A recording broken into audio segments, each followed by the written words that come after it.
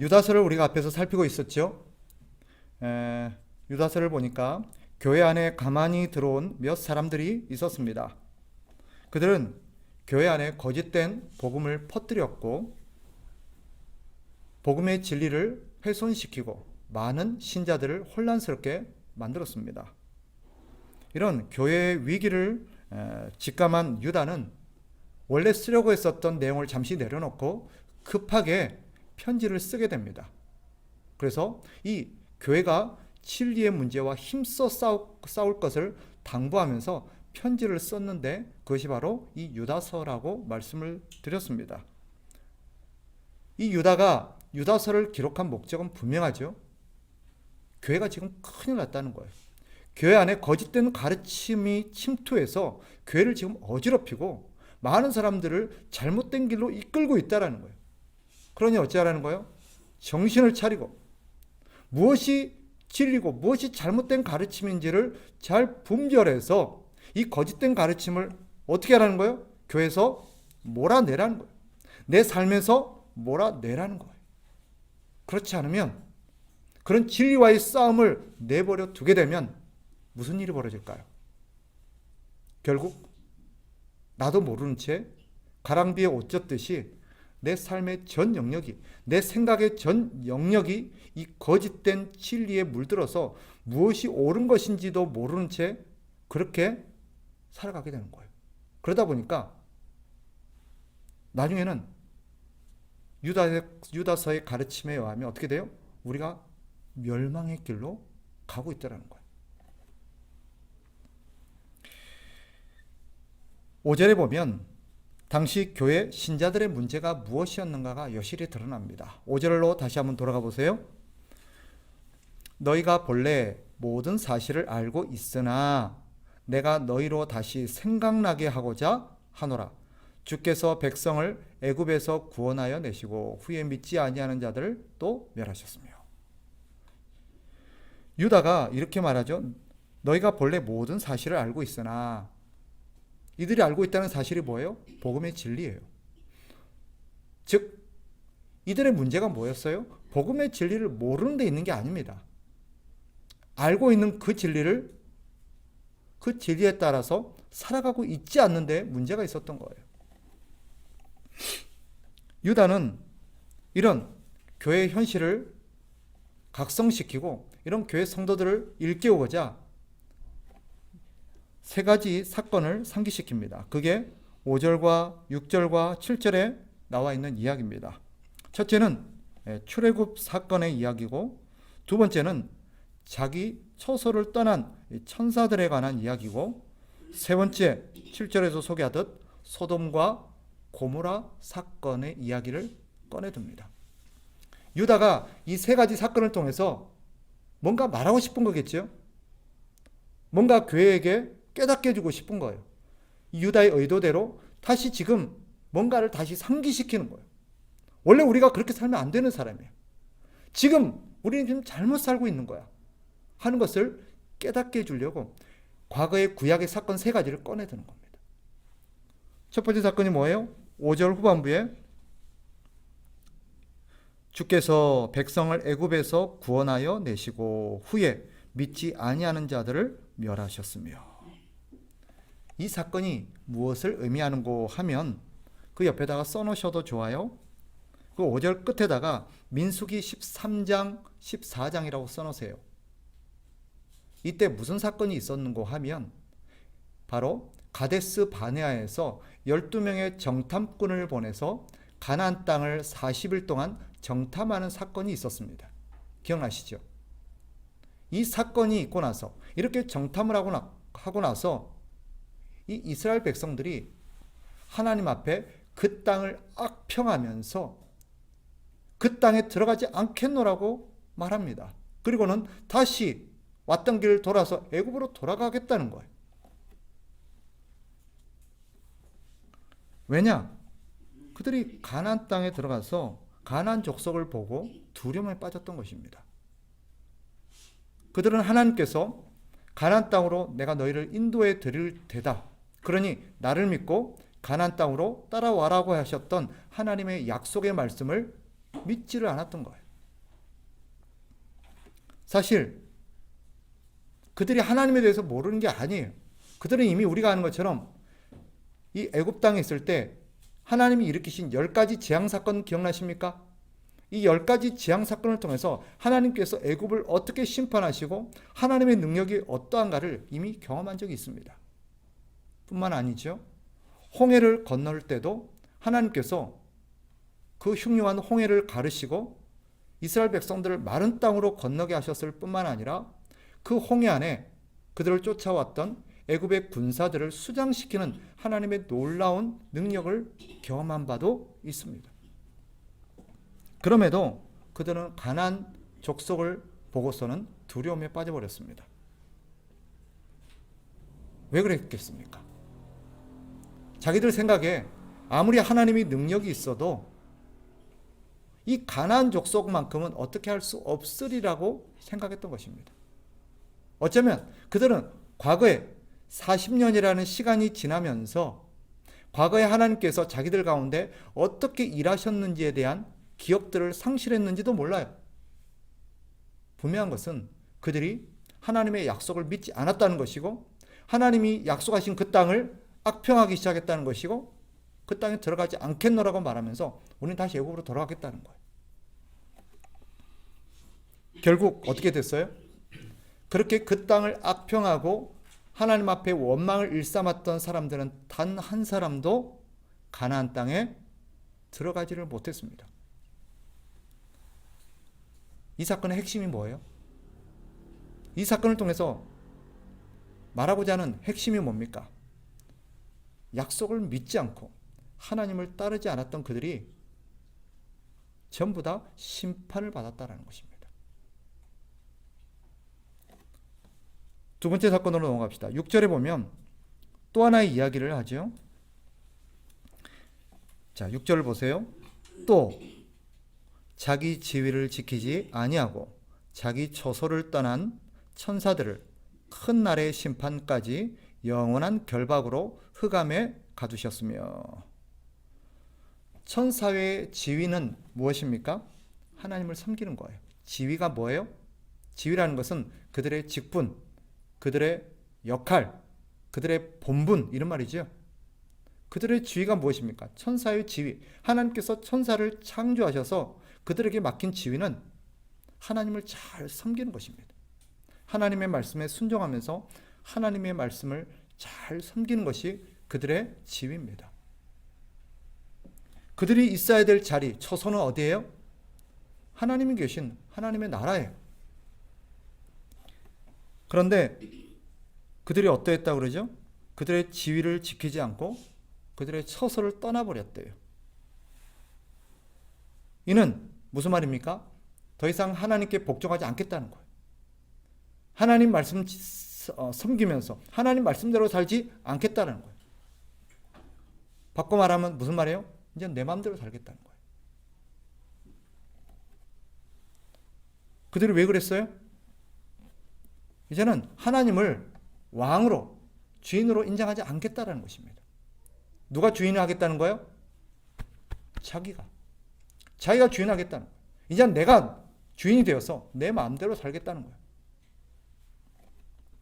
결국 성경은 하나님께서 이들을 어떻게 하셨대요?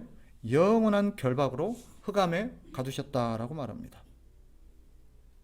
이 사건이 말하려는 핵심은 뭐예요? 하나님을 왕으로 인정하지 않고 하나님을 자기의 주인으로 삼지 않고 자기가 왕이 되고 자기가 주인이 되어서 자기 마음대로 살려고 하는 사람들은 뭐예요? 심판을 당한다라는 것입니다. 세 번째 사건으로 넘어갑시다. 7절이죠. 유다는 또 하나의 사건을 상기시킵니다. 7절, 소돔과 고모라와 그 이웃 도시들도 그들과 같은 행동으로 음란하며 다른 육체를 따라가다가 영원한 불의 형벌을 받음으로 거울이 되었느니라. 소돔과 고모라는 말할 것도 없거니와 그 이웃 도시들까지 다 어떻게 했대요? 음란하게 행하다가 하나님 앞에 심판을 당했다는 거예요. 음란이 뭡니까? 성경이 말하는 음란은 단순히 도덕적으로, 윤리적으로 어떤 문란함을 의미하는 게 아닙니다. 여기서 말하는 음란, 음행은 다른 말로 간음이라고 표현할 수 있는데, 성경은 많은 경우에 이 음란함을 간음으로 표현합니다. 성경이 말하는 간음이 뭐냐? 간음은요, 이거예요. 분명히 자기가 사랑해야 될 배우자가 있음에도 불구하고 그 배우자를 놔두고 다른 사람을 사랑하고 다른 사람과 성관계를 갖고 다른 사람을 사랑하는 것을 의미하는 것입니다. 하나님께서 그들의 음행을 지적하신 의도가 무엇이겠습니까?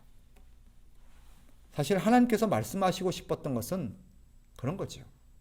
그들의 육체적인 음행은 말할 것도 없거니와 궁극적으로 그들이 하나님을 향한 음행을 지적하고 싶었던 것입니다.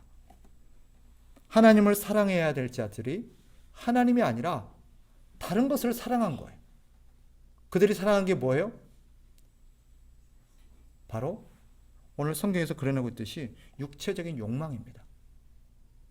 하나님을 사랑한 게 아니라 욕망을 신으로 삼고 육체적인 욕망을 사랑한 거예요. 그 결국이 무엇이죠? 영원한 불의 형벌이다라고 말합니다. 유다가 말한 이 세 가지 사건, 첫 번째 뭐예요? 바로 가나안 정탐 사건. 두 번째는요, 오늘 본문에서 말했던 자기 지위를 떠난 천사들의 사건. 세 번째는요, 이 소돔과 고모라의 이 간음 사건. 이 세 가지 사건이 그려내고 있는 공통점이 두 가지가 있습니다.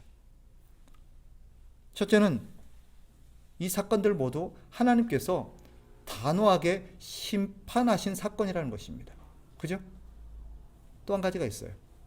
이 사건들 모두가 하나님께서 하나님의 백성들에게 거울로 삼으라고 하나님께서 말씀하신 사건이라는 거예요. 거울로 제공된 사건이었어요. 거울로 제공됐다는 게 뭐예요? 이거 똑똑히 보고, 이 사건을 똑똑히 보고 절대 잊지 마라. 그리고 너희는 절대 이렇게 하지 말라라는 그런 하나의 반면교사로 하나님께서 이 사건들을 일으키신 것이 바로 거울된 사건이에요. 근데 유다가 왜 이 세 가지 사건을 끄집어냈을까요? 왜 당시 교회 성도들에게 과거의 구약에 있었던 이 세 가지 사건을 다시 상기시키는 걸까요? 똑같은 일이 지금 교회 안에서 일어나고 있기 때문입니다. 아까 말씀드렸죠? 가만히 들어온 몇 사람들이 있대요. 그들이 교회 안에서 똑같은 일을 다시 일으키고 있는 거예요. 8절을 보세요. 그러한데 이 말은 뭐예요? 앞의 사건을, 결론을 말하는 거죠. 그럼에도 불구하고, 이런 사건이 있었음에도 불구하고 이 말이에요. 그죠? 이것을 우리에게 분명히 거울로 주셔서 절대 이렇게 하지 말라고 하나님이 명령과 경고를 하셨음에도 불구하고 이 말이에요. 그게 뭐예요? 그러한데 라는 뜻이에요. 그런데도 어떻게 돼요? 꿈꾸는 이 사람들도 그와 같이 육체를 더럽히며 권위를 업신여기며 영광을 비방하는도다. 여기 꿈꾸는 이 사람들이 누굴까요? 거기다 줄을 꺼놓고 뭐라고 써야 돼요? 4절, 가만히 들어온 사람 몇이라고 써야 돼요. 교회에 가만히 들어온 사람들이죠. 그리고 교회 안에서 거짓된 가르침을 퍼뜨리며 거짓된 진리들을 따라 살아가는 사람들입니다. 이들이 교회 안에서 어떻게 하고 있대요? 육체를 더럽히고 권위를 업신여기고 하나님의 영광을 비방하고 있다고 말합니다. 꿈꾼다고 표현하죠. 꿈꾸는 이 사람들이라고 그래요. 꿈꾸는 이 사람들. 꿈꾼다는 의미가 뭘까요? 허황된 것을 추구한다는 뜻입니다. 이루어지지 않고 이루어질 수도 없고 절대 하나님이 허용하지 않을 것임이 틀림없음에도 불구하고 마치 그것이 가능한 것처럼, 그것이 이루어질 수 있는 것처럼 망상과 망령된 생각들을 이렇게 추구하는 것을 여기서 꿈꾼다라고 표현하고 있는 거예요. 그들은 헛된 일을 꿈꾸고 있어요. 마치 과거에 하나님께서 이런 사건들은 절대 용납하지 않는다. 이런 것들은 하나님이 반드시 심판하신다라고 했음에도 불구하고 자기는 그 심판에서 예외일 것처럼, 자기는 그런 심판으로 하나님 앞에 심판받지 않을 것처럼, 자기는 마치 하나님이 모르실 것처럼, 딴 사람 다 걸려도 나는 안 걸리겠거니. 그걸 뭐라고 표현한 거예요? 꿈꾼다고 표현한 거예요. 우리가 어떤 사람들이 헛된 생각을 할 때 보통 그렇게 조소하죠, 그죠? 꿈꾸고 있네. 좋은 의미예요? 착각한다는 뜻이에요. 이들은 지금 헛된 꿈을 꾸면서 하나님을 위해서 살라고 주신 그 육체를 어떻게 하고 있대요? 더럽히고 있대요. 그리고 하나님의 말씀의 권위를 업신여기고 하나님의 영광을 조롱하고 있대요. 그럼 물어봅시다. 어떻게 하는 것이 하나님을 업신여기고 어떻게 하는 것이 하나님의 영광을 조롱하는 것입니까? 유다는 9절에서부터 10절까지 한 사건을 소개하고 있습니다. 자, 9절과 10절로 한번 가봅시다. 9절, 천사장 미가엘이 모세의 시체에 관하여 마귀와 다투어 변론할 때에 감히 비방하는 판결을 내리지 못하고 다만 말하되 주께서 너를 꾸짖으시기를 원하노라 하였거늘 이 사람들은 무엇이든지 그 알지 못하는 것을 비방하는도다. 또 그들은 이성 없는 짐승같이 본능으로 아는 그것으로 멸망하느니라.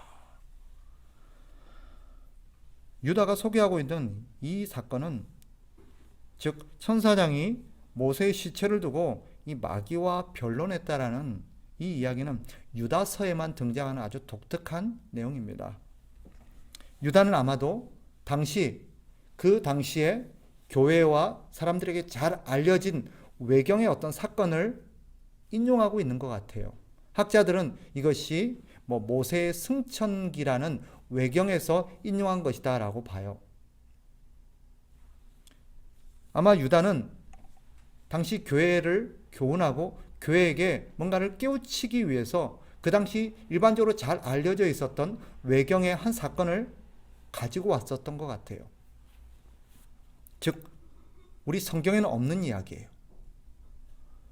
중요한 것은 그 내용이 무엇이었는지, 또 이 모세의 시체를 두고 천사장과 마귀가 어떤 변론을 했는지 그게 중요한 게 아닙니다.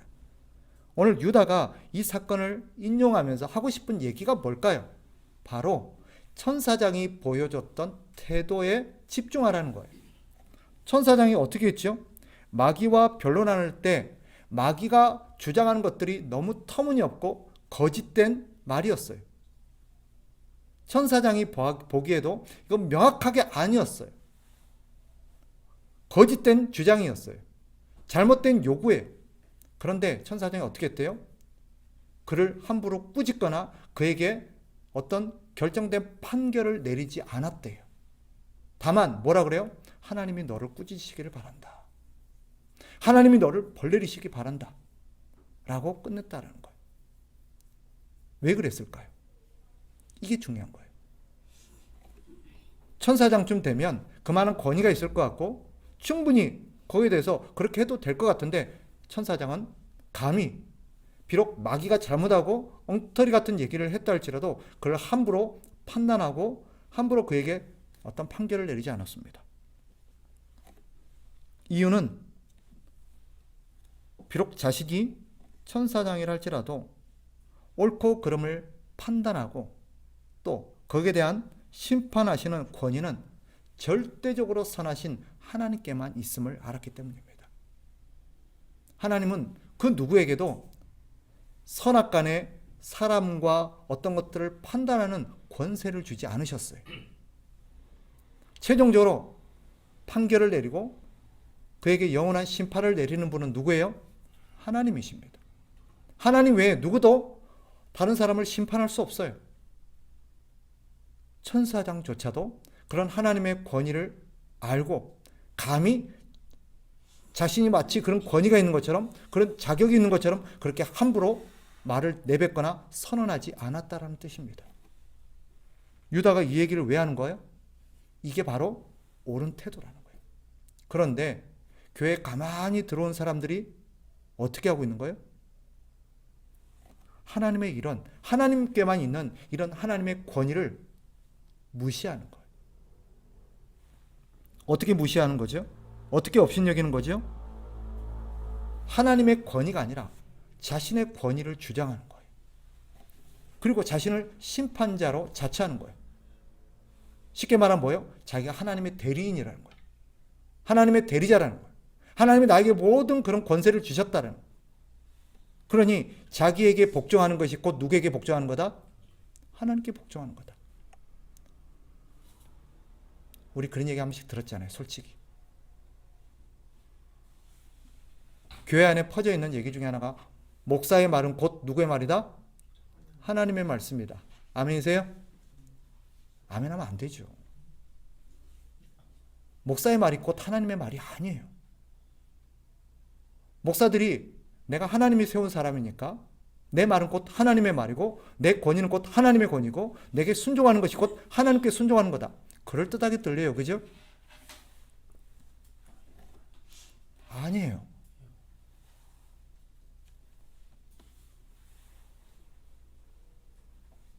아닙니다. 그것은 거짓된 진리입니다.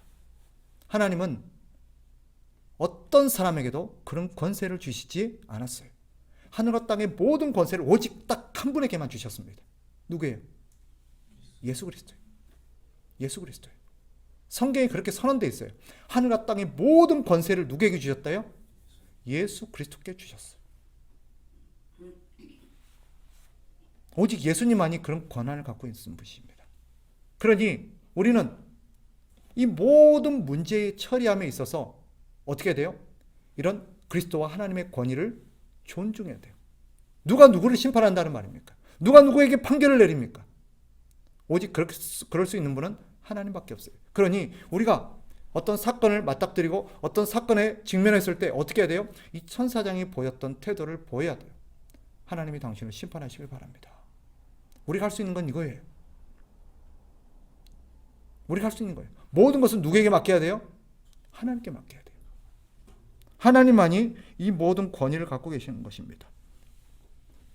그런데 이런 거짓 진리를 추종하고 거짓 진리를 퍼뜨리는 사람들은 자신이 하나님의 대리인이라고 하면서 자신의 권위를 내세웁니다. 옳고 그름을 자기가 판결합니다. 그리고 자신에게 반대하고 자기 말을 듣지 않는 자들을 하나님의 어떤 권세로 마치 자기가 그런 자격이 있는 것처럼 함부로 단죄합니다. 이들의 특징이 뭔지 아세요? 이런 거짓 진리를 갖고 있는 사람들은 특징 한 가지, 항상 자기가 옳아요. 자기 말만 맞대요. 자기 생각에 동조하지 않는 자들을 함부로 판결합니다. 감히 천사장도 함부로 내뱉지 못했던 말을 서슴없이 내뱉어요. 왜 그래요? 이유는 하나입니다. 하나님의 권위를 업신여기기 때문이에요.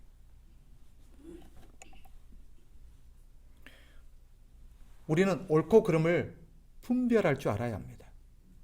무엇이 옳고 그른지 분별할 줄 알아야 돼요. 그러나 판결하시는 것은 하나님이 하시는 역할이에요. 모든 권위는 하나님으로부터 나옵니다. 그 하나님의 권위가 우리에게 말씀으로 주어졌습니다. 그러니 하나님의 권위는 하나님의 말씀으로 우리에게 행사되어집니다. 그래서 지금 하나님의 최종적인 권위는 곧 말씀입니다. 말씀이 최종적인 권위예요. 따라서 우리는 뭔가를 판결하고 뭔가를 결정할 때 우리의 생각과 우리의 권위가 아니라 하나님의 권위에 모든 걸 맡겨야 됩니다. 그게 뭐예요? 하나님의 말씀을 따르는 거예요. 예를 들면 A라는 사람과 B라는 사람이 어떤 갈등이 빚어지고 어떤 시시비비에 문제가 얽혔어요. 그렇다면 그걸 누가 판단해야 돼요? 담임 목사가? 담임 목사가 결정할 수 있는 권한이 있습니까? 아니에요. 최종적인 권위는 누가 있어요? 성경에 있어요. 그래서 누구든지 어떤 문제에 있어서 무엇이 옳고 그른지 우리는 어디로 돌아가야 돼요? 말씀으로 돌아가야 돼요. 말씀이 뭐라고 하는지 보자 그래요. 말씀이 뭐라고 하는지 봐야 돼요. 말씀이 우리에게 뭐라고 선언하는지를 봐야 돼요. 왜? 말씀은 하나님의 권위이기 때문입니다. 따라서 A든 B든 그가 누구든 간에 말씀의 권위 앞에서 겸손해야 합니다. 말씀이 이거다라고 그러면 누구든지 그거라고 순종해야 돼요. 그 위에 있는 권위는 아무도 없어요. 목사든 장로든 심지어 교황이라 할지라도 말씀 위에 군림할 수는 없는 것입니다. 말씀 앞에 겸손해야 돼요. 아무리 우리가 단체로 어떤 것들을 결의하고 어떤 것들을 결정하고 어떤 걸 하고자 할지라도 말씀이 금하면 어떻게 해야 돼요? 하면 안 돼요. 담임 목사가 아무리 뭔가를 하고 싶어도 하나님의 말씀에 어긋나면 누군가가 우리 가운데 누군가가 목사님 그것은 말씀에 위배되는 것입니다. 성경에 명백하게 이렇게 하라고 되어 있습니다. 라고 하면 어떻게 해야 돼요? 비록 목사가 그런 생각을 갖고 있었다 할지라도 하나님의 말씀이 그러하다 그러면 어떻게 해야 돼요? 네. 알겠습니다. 이거 안 하겠습니다. 이래야 되는 거예요. 그게 진리예요. 그게 옳은 거예요. 그게 하나님의 권위를 인정하고 존중하는 거예요. 근데 오늘날 유다가 보니까 어떤 거예요? 교회에 하나님의 권위를 업신여기는 자들이 많아요. 누가 그래요? 우리가 그러고 있어요. 우리에게 있어서 최종 권위는 뭘까요? 하나님이 아니라 자기 자신이에요. 사람들은 뭘로 판단합니까? 하나님의 말씀이 이러하다라고 판단해요? 솔직히 직장 하나를 선택해도 하나님이 이 직장을 기뻐하실 것인지 하나님이 직장에 대해서 옳다고 하시는지 아무 관심이 없어요. 사람들의 최종 권위는 뭐예요? 나에게 이익이 되는가? 내가 이것을 하고 싶은가? 자기가 최종 권위예요. 말씀이 뭐라 한들 업신여겨요. 계획을 세우고 어떤 일을 결정하고 뭔가를 할 게 있었어. 뭐 하나를 집행함에 있어서도 하나님이 뭐라고 하시지? 관심이 없어요. 내가 하고 싶으냐는 거예요. 내가 좋아하느냐는 거예요. 내게 이익이 되느냐는 거예요. 우리가 지금 하나님의 권위를 업신여기는 사람들이에요.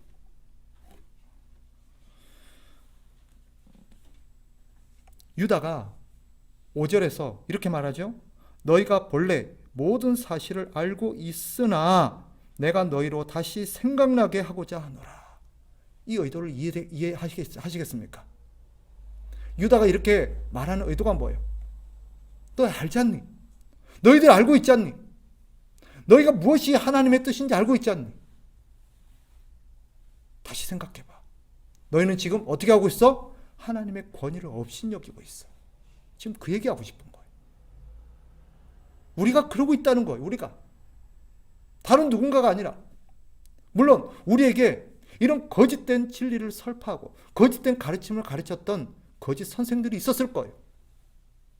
근데 어느샌가 우리도 그런 거짓된 가르침에 젖어가지고 그렇게 살고 있는 거예요. 지금. 그것이 잘못된지도 모르고 그것이 괜찮은 것처럼 당연한 것처럼 그렇게 수십 년을 신앙생활 하다 보니까 이제는 뭐가 잘못됐는지도 몰라요. 뭐 다들 그렇게 하는데 뭐 나만 그러나? 이 교회도 그렇고 저 교회도 그렇고 저 집사도 그렇고 이 집사도 그러는데 그게 기준이 되어버렸어요. 그게 곧 뭐예요? 하나님의 말씀을 업신여기는 거짓된 가르침입니다. 말씀을 정리할게요. 유다가 하고 싶은 얘기가 뭐겠어요? 오늘 본문을 통해서 유다가 하고 싶은 얘기가 뭐예요?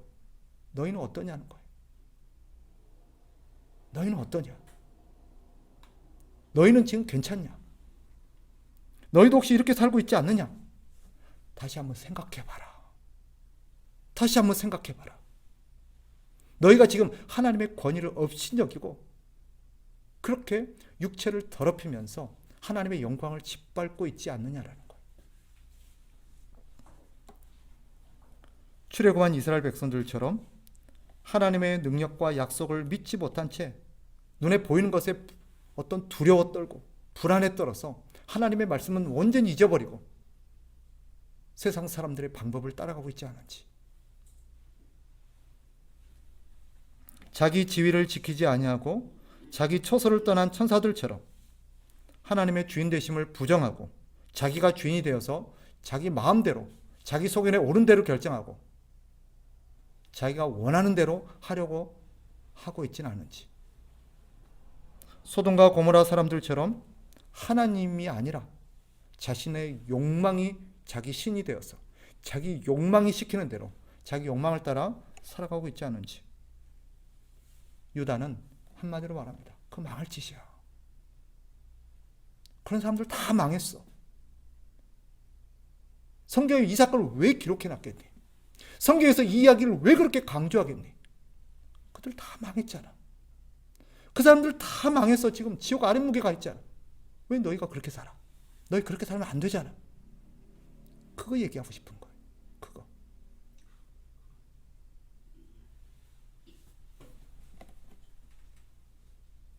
우리는 어떻습니까? 우리에게는 이런 삶이 어울리지 않습니다. 다시 원래 자리로 돌아와야 돼요. 원래 자리, 우리가 있어야 될 자리. 우리의 지위가 뭐예요?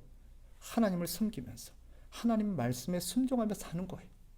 우리가 있어야 될 자리가 어디예요? 하나님 앞이에요. 하나님 앞이에요. 하나님 앞이라고 하니까 예배당을 떠올리시면 안 돼요. 어떤 특정한 공간이 아니라 뭐예요? 하나님 앞이라는 것은 바로 우리가 하나님에 속한 사람이고 하나님 나라 백성이고 하나님이 우리의 왕이시고 우리는 하나님의 자녀라는 우리의 어떤 위치를 말하는 거예요. 그러니 사랑하는 믿음의 형제자매 여러분, 망령되게 살다가 망했던 이 사건들을 다시 한번 되새기고 우리는 하나님의 말씀을 따라 우리의 지위로 돌아갑시다. 그것이 하나님의 뜻입니다. 그래서 비록 우리가 망하지는 않겠지만 하나님의 뜻이 무엇인지를 생각하여서 우리가 하나님의 권위를 업신여기고 우리의 육체를 죄짓는 일에 함부로 살지 않도록 우리가 하나님 앞에 다시 한번 생각하는 이 시간이 되었으면 좋겠습니다. 기도합시다.